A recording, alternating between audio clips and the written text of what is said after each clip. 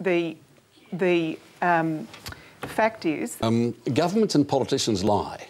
There is, I suppose you could say, some honour amongst thieves on that. But so we don't comment on what the previous government has done. We accepted it as a process and we continue on. And if something is in our national interest, we try, and it's in our national interest to keep it basically a secret, because that's what I suppose the Secret Service is there for. I think that's wrong. Now, governments try to get away with these things, and especially since 9/11, they try and tell us there's 100 good reasons why they should have security. Well, no, they shouldn't, because then, you know, they could be spying on you or I. The same thing. So, yes, a very good journalistic... I would have done it. If someone dropped it on my lap, I'd have reported it. Security, and I'm not going to comment any more on... There is, I suppose you could say, some honour amongst thieves on that. They're saying it was wrong. It was a wrong policy. So if you don't keep the politicians honest by every time you can find out where they've actually done wrong, and that was wrong. I think that governments do have legitimate reasons to collect You've got to ask, intelligence. Is your story worth the damage you're just going to cause? And if you make as a choice and editor that it is, well, it rests on your shoulders. But I don't think that just because it's a story means, therefore, you definitely have to publish it. So do you, just to get to the bottom of that, do you expect self-censorship from the national broadcaster? Is that what's at stake here? I think it's a thing called common sense, and you have to look at something and say, OK,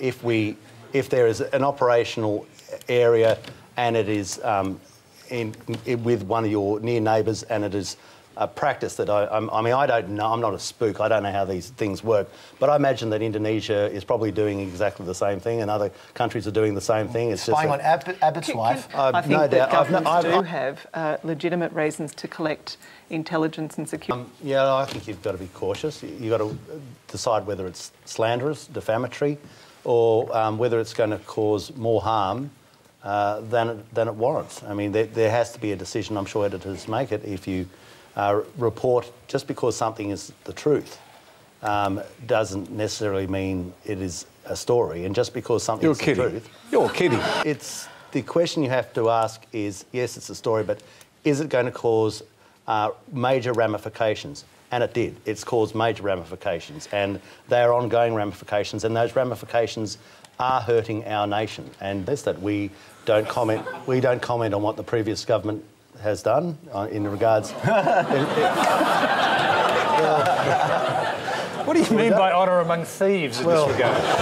I'm trying to give your opening Q&A some colour and movement. I think that governments do have legitimate reasons to collect intelligence. If you had a newspaper for your street and you found something out about your neighbour, would you publish it, no matter what the story was? Once the information is leaked, then it's impossible for a news organisation not to publish. But the spying was done under your government. No. The point is how of the sort of super things. When you say handled. no, do you mean yes? Diplomatic. Well, I said I'm not going to talk about the intelligence aspects. But you weren't actually denying it. That's my point. I'm not going to talk about the intelligence aspects of it. But there is, I suppose you could say, some honour amongst thieves. You don't need a bodyguard, and I wander down here, and when I'm finished here, I'll go have a few sherbets with my mad lefty mates at the ABC. While doing a handstand on Australia Day. Whatever the verdict. It wouldn't be how I would choose to celebrate Australia Day. It's your... Then that's precisely what we try to do. idea of the sort of super... It's a great country. I'm afraid